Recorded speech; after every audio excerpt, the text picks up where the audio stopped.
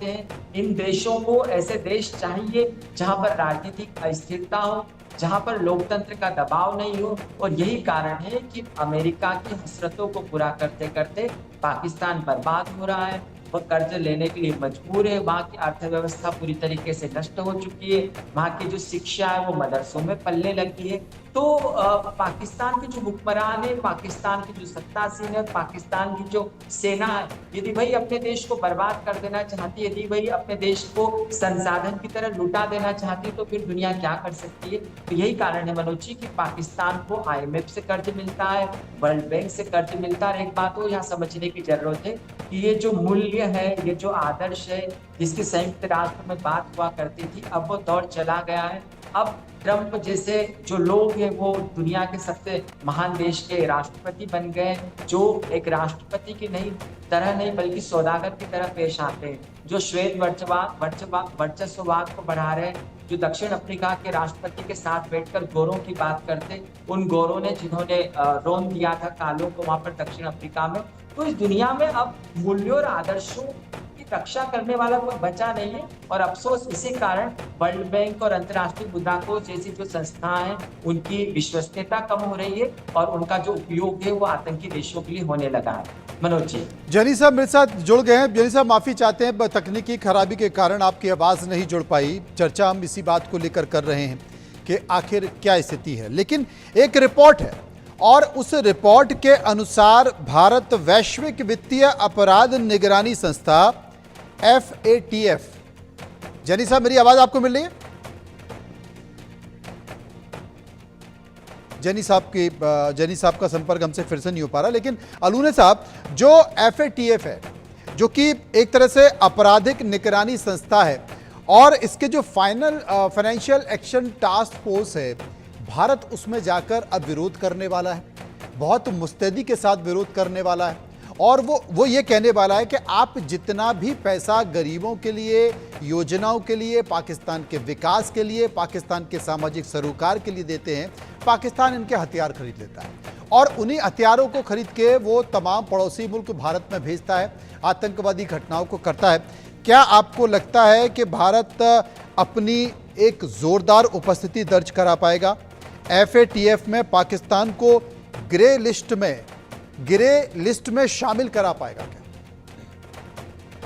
देखिए मनोज जी, क्योंकि आप एक भारतीय हैं और भारतीय बुद्धिजीवी हैं, तो आपके विचार बहुत ही तर्कसंगत और मूल्य परक होते हैं। लेकिन जो दुनिया की वैश्विक संस्थाएं, वहां पर मूल्य भी नहीं है और वहां पर तर्क भी नहीं है। ग्रे लिस्ट में डालने के लिए सबसे ज्यादा जरूरी है कि भारत को अमेरिका, चाइना, रसिया ऐसे देशों का समर्थन चाहिए।